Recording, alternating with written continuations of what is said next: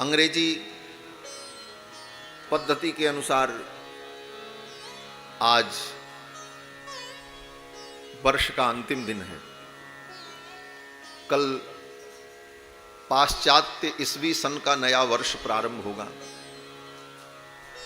कल क्या प्रारंभ होगा? प्रारंभ आज रात के 12 बजे होगा। ये भी एक बड़ी विडंबना है। विदेशियों के यहाँ पाश्चात्य संस्कृति में दिन रात्रि के 12 बजे बदलता है। जब रात्रि है तो रात्रि में दिन कैसे बदलेगा? प्रश्न तो यही है। इसीलिए हमारे यहाँ दिन सूर्योदय से माना जाता है। सूर्योदय के पहले तक पिछला ही दिन माना जाता है, क्योंकि दिन को करने वाले सूर्य भगवान हैं। सूर्य भगवान का नाम है दिनकर, दिवाकर। दिन को जो करते हैं इसीलिए उनका नाम दिनकर। तो जब तक दिनकर प्रकट नहीं होंगे तब तक नया दिन हो ही नहीं सकता। तो रात के 12 बजे दिन होने का तो कोई प्रश्न ही नहीं। लेकिन आजकल सारी दुनिया में ईस्वी सन का ही प्रचलन है और सरकारी कार्यालयों में, सरकारी विभाग में, लोक व्यवहार में इसी के अनुसार लोग अपने सारे कार्य करते हैं। ये व्यवहार का विषय है। लेकिन परंपरा और सिद्धांत के अनुसार हमारा नया वर्ष चैत्र के महीने में प्रारंभ होता है।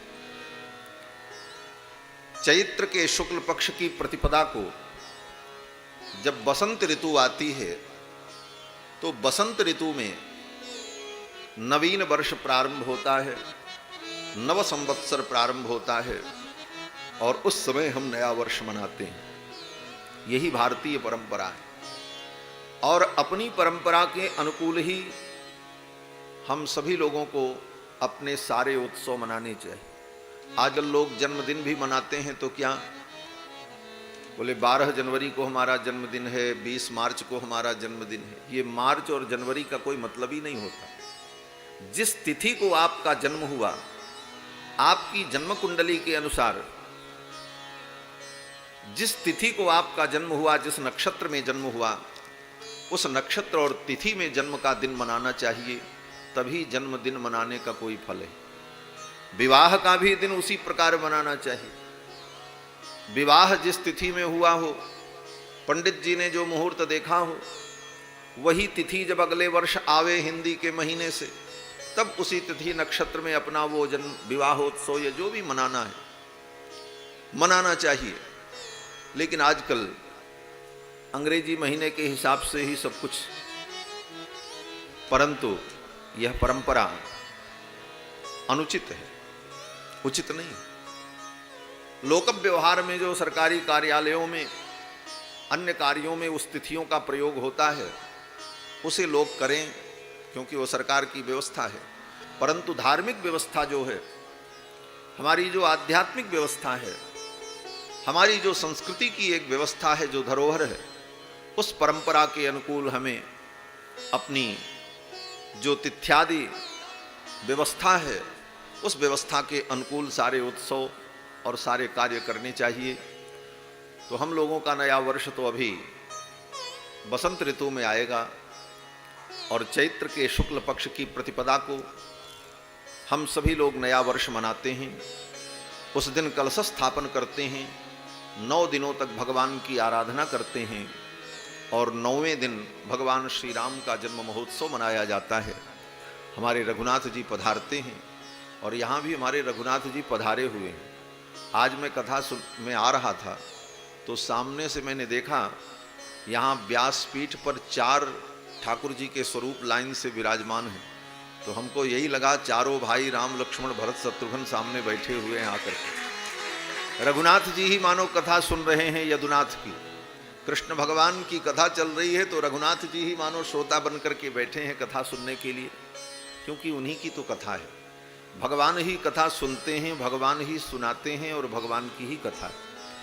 हमारे आपके अंदर से भगवान निकल जाएं तो न हम सुना पाएंगे न आप सुन पाएंगे। तो सुनाने वाले भी भगवान, सुनने वाले भी भगवान और कथा भी किसकी? बोले भगवान की। तो ऐसा मंगलमय पवित्र वातावरण, आज बहुत से लोग रात के 12 बजे कूदेंगे, चिल्लाएंगे, नाचेंगे, गाएंगे, नया वर्ष मनाएंगे। तो ऐसे पागलपन में हम सभी लोगों को पड़ने की आवश्यकता नहीं है। हमें अपनी भारतीय संस्कृति के अनुकूल चैत्र के शुक्ल पक्ष में प्रतिपदा तिथि को नववर्ष मनाना चाहिए और उसी समय लोगों को नव वर्ष की हार्दिक शुभकामनाएं भी देनी चाहिए। आजकल तो इस समय मोबाइल पर लोगों का मैसेज दौड़ रहा हो, कौन किसको मैसेज फॉरवर्ड करे फटाफट नए वर्ष की शुभकामना। लेकिन ये कोई नया वर्ष नहीं है। क्या नया है? सब कुछ तो वही। पेड़ के पत्ते झड़ रहे हैं, ठंडी का मौसम, नदियों में जल भी सूख गया ऋतु ठंडी होने के कारण। जब चैत्र का महीना आता है तो वृक्षों में नए पत्ते आ जाते हैं, लोगों के घर में नई फसल आ जाती है, प्रकृति आनंदित होती है। 6 ऋतुओं में बसंत ऋतु ही सर्वोत्तम ऋतु, जो भगवान का स्वरूप है, वो उस समय आ जाती है। सबके मन में उल्लास होता है, आकाश निर्मल रहता है। ऐसे काल में हम नया वर्ष मनाते हैं जब प्रकृति स्वयं कहती है कि सब कुछ नया हो रहा है। तो नया वर्ष तो हमारा उस समय चैत्र के शुक्ल पक्ष में होगा। उस समय हम आप सभी लोगों को नव वर्ष की बधाई देंगे। आज तो ठाकुर जी की ही बधाई लूटो। ठाकुर जी का आनंद उत्सव चल रहा है। कल की कथा में आपने श्रवण किया कि भगवान ने देवराज इंद्र के मान का मर्दन करने के लिए इंद्र की पूजा का निषेध किया और गोवर्धन की पूजा कराई। भगवान को सब कुछ अच्छा लगता है। आपने बहुत पाप किया हो, आपके अंदर बहुत कमियां हो, निर्मल मन से भगवान के सम्मुख पहुंच जाओ, ठाकुर जी स्वीकार कर लेंगे। निर्मल मन जन सो मोहि पावा, मोहि कपट छल छिद्र न भावा। लेकिन आप बहुत निर्मल हो, बहुत ही ज्ञानी हो, बुद्धिमान हो, तपस्वी हो, सब कुछ विशेषता हो, लेकिन अगर अभिमान आ गया तो भगवान को अभिमान अच्छा नहीं लगता। भगवान अभिमान रहने नहीं देते। अभिमान ही भगवान का आहार है। भगवान अभिमान ही खाते हैं। किसी भी प्रकार का अभिमान आया तो फिर भगवान को सहन नहीं होता, चाहे वो इंद्र ही क्यों न हो। इंद्र को अभिमान कि मैं देवताओं का राजा हूं,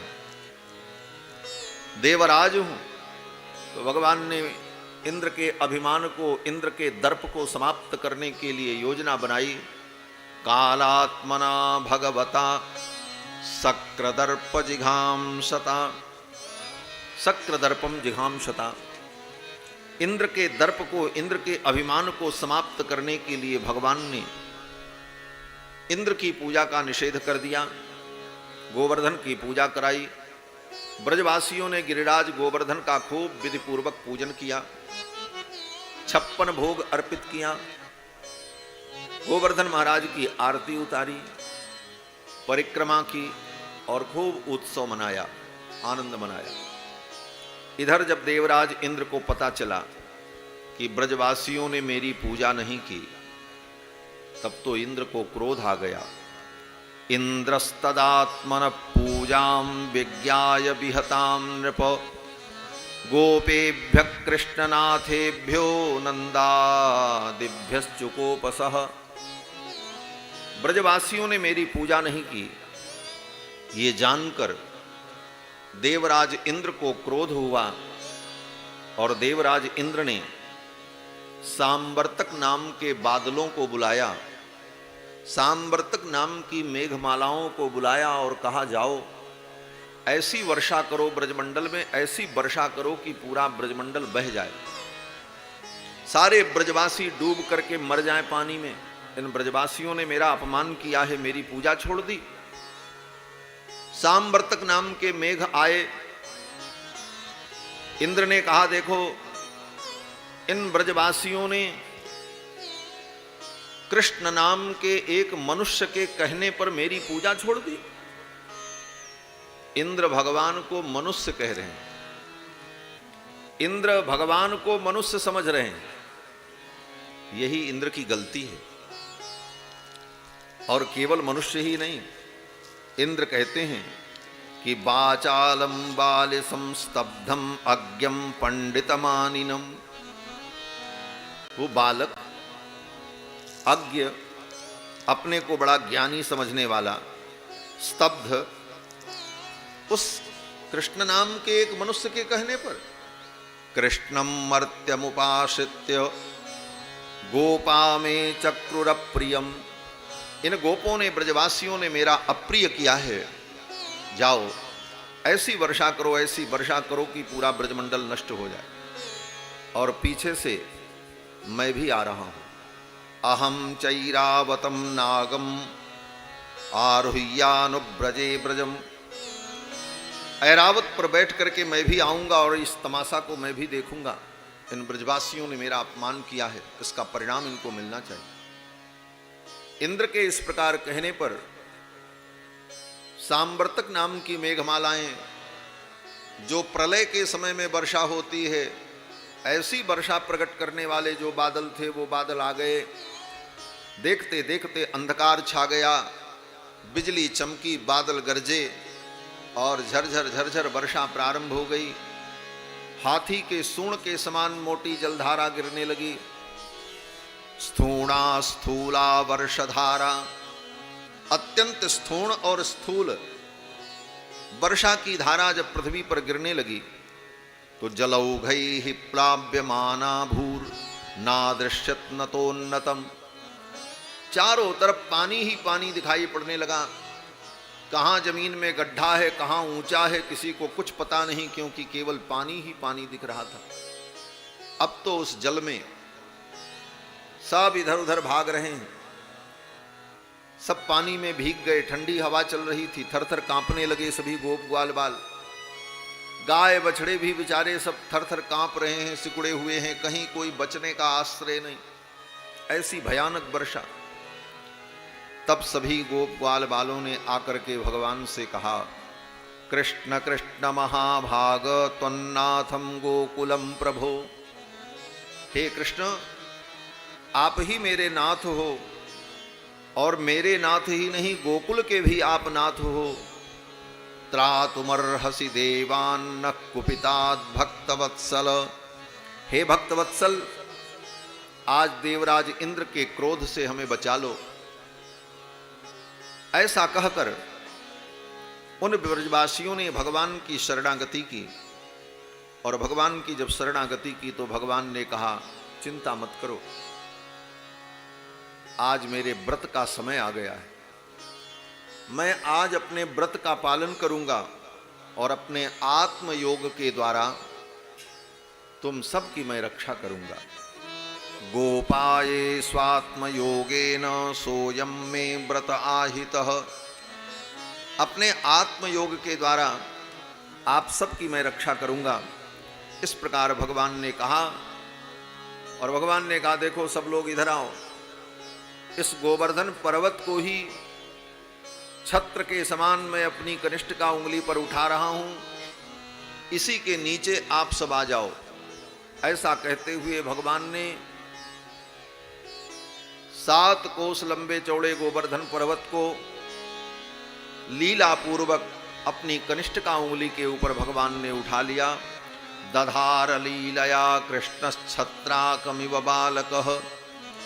जैसे छोटे छोटे बालक छत्राक को तोड़कर अपने हाथ में उठा लेते हैं, उसी प्रकार भगवान ने गिरिराज गोवर्धन को 7 कोस लंबे चौड़े पर्वत को अपनी कनिष्ठ का उंगली के ऊपर धारण कर लिया। बोलो श्री गिरिराज धरण भगवान की जय, श्री कृष्णचंद्र भगवान की जय। जय जय श्री राधे श्याम। 7 कोस लंबे चौड़े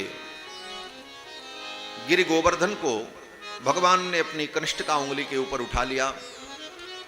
7 वर्ष के भगवान कृष्ण, और पर्वत, बोले पर्वत भी 7 कोस लंबा चौड़ा। और पर्वत को उठाने के बाद भगवान ने कहा गोप ग्वाल वालों से, अथाह भगवान गोपान हेम बतात ब्रजौकसः।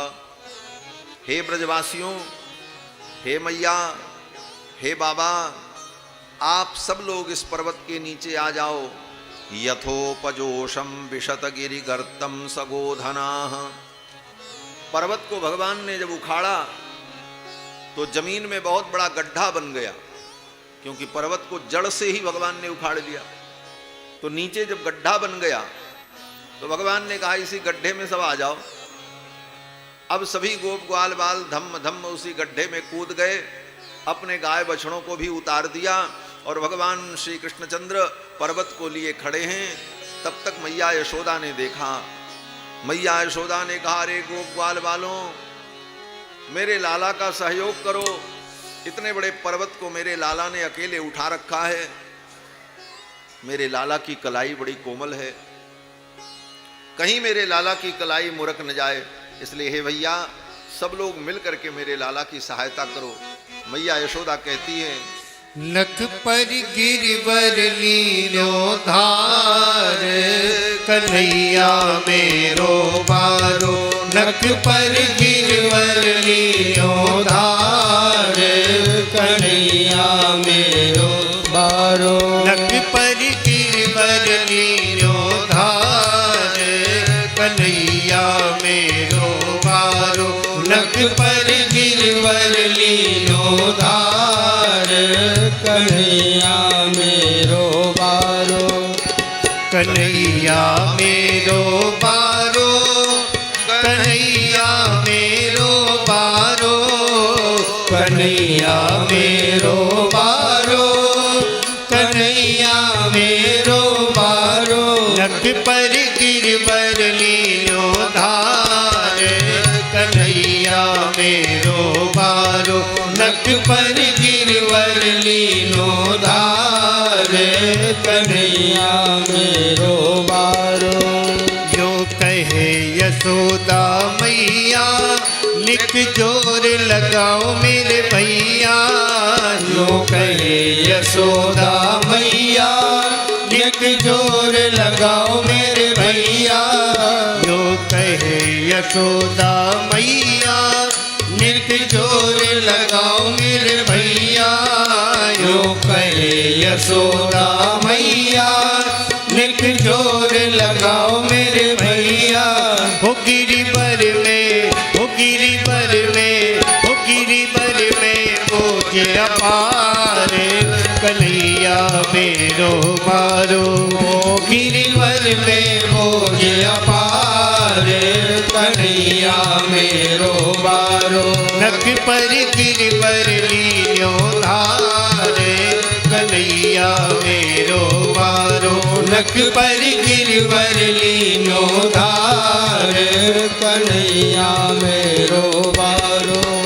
लाला की नरम कन्हैया, कहीं मुरक न जाए अखि भैया।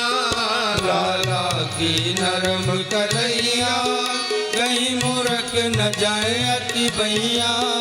लाला की नरम कन्हैया, कहीं मुरक न जाए अति भैया। लाला की नरम कन्हैया, कहीं मुरक न जाए अति भैया। कैसे खेले इकलो भारे, कन्हैया मेरो बारो। कैसे झेले किलो भार, कन्हैया मेरो बारो। नख पर गिरवर लीलो धार, कन्हैया मेरो बारो। नख पर गिरवर लीलो धार, कन्हैया मेरो बारो। जब खूब इंद्र ने कीनो, ब्रज गोवर्धन तर लीनो। जब कोप इंद्र ने कीनो, ब्रज गोवर्धन तर लीनो। जब खूब इंद्र ने कीनो, ब्रज गोवर्धन कर लीनो। जब कोप इंद्र ने कीनो, ब्रज गोवर्धन कर लीनो। बादल बरस बरस गए हार,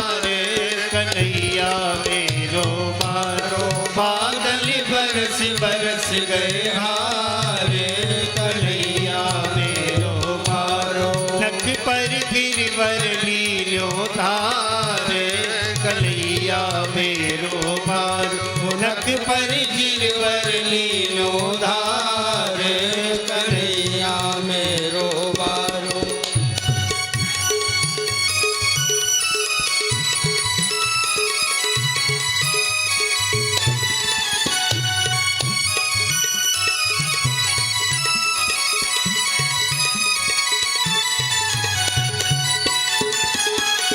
जय हो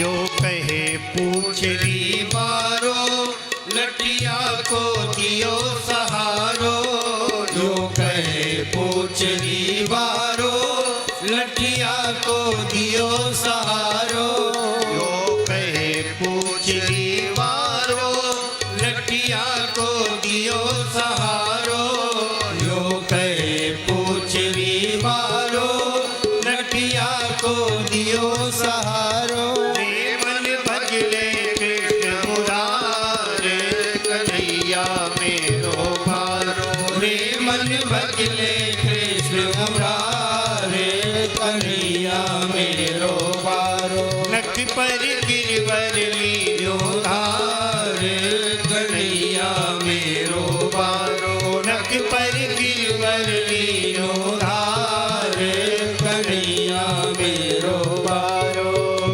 कन्हैया मेरो मारो कन्हैया मेरो बारो कन्हैया मेरो बारो कन्हैया मेरो बारो नख पर गिरवर लीलो धारे कन्हैया मेरो बारो नख पर गिरवर लीनो धारे कन्हैया मेरो बारो कन्हैया मेरो बारो ओ कन्हैया मेरो बारो हाँ कन्हैया मेरो बारो कन्हैया मेरो बोलो श्री बालकृष्ण लाल की जय श्री गिरिराज महाराज की जय श्री गोवर्धन धरण भगवान की जय जय जय श्री श्री राधे राधे श्याम